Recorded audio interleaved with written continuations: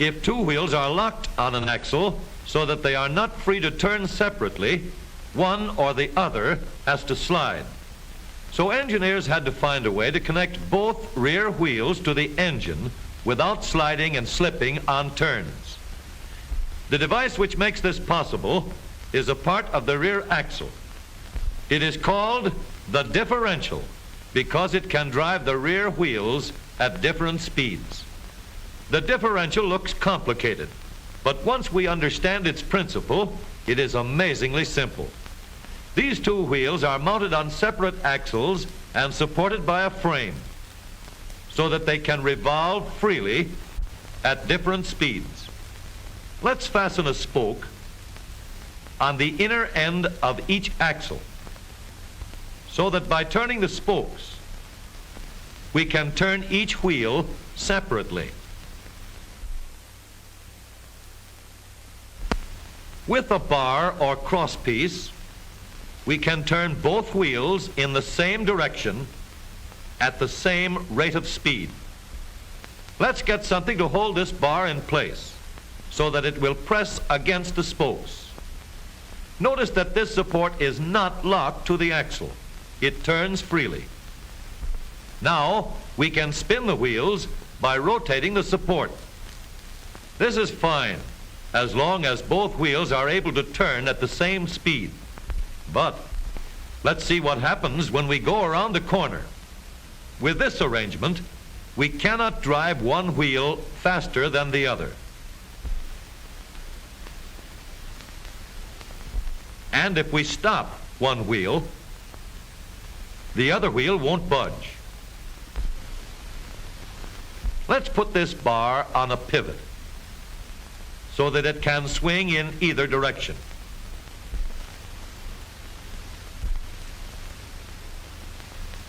Now, the bar can still turn both wheels at the same speed.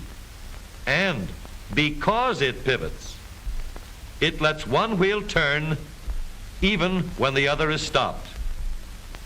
But if turned too far, the bar will swing around until it won't drive the spokes that turn either wheel. We need another crossbar and more spokes to carry on the job. When we stop one wheel, the crossbars will continue to push the spokes of the free wheel around. As long as both wheels are free to turn, the bars do not swing on their pivot and the wheels move at the same speed. Now we have the working principles of a differential. To adapt the model for use in an automobile, we will have to make a few changes.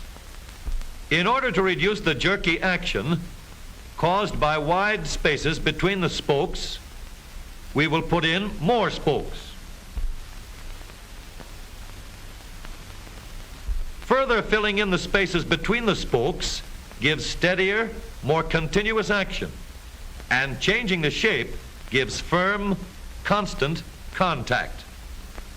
Now we can make the gears thicker and stronger, and we have differential gears. The edges are cut so that they will fit together more smoothly and silently, and another gear is added to share the work of driving the axles. The principle is the same. In order to turn the support and drive the wheels, we can fasten a large gear here, connected by a smaller gear to a source of power.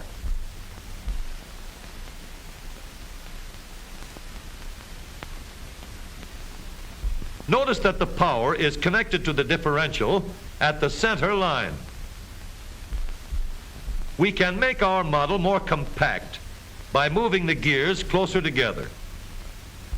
When we put our differential in an automobile, we have to leave room for the drive shaft, which carries the power from the engine. We may build the floor of the car above the drive shaft. But if we do, we won't have much room inside unless we make the top of the car high too. Of course, we could lower the floor and ceiling, but the drive shaft would be higher than the floor. This would have disadvantages. A shaft in the middle of the floor of an automobile would be inconvenient for passengers and would be awkward for carrying luggage. Today, engineers have found a way to make the car roomier and closer to the road without a clumsy shaft above the floor. The drive shaft from the engine to the differential is lowered out of the way, and the drive shaft is connected to the rear axle at the bottom. The new low center drive makes the rear axle quieter, stronger, and more durable because it gives better, smoother contact between the gears. The automobile of today with the low center drive is stronger and more rugged. Every part of the rear axle has been built to withstand strains far greater than it will ever meet on the straightaway or around the corner.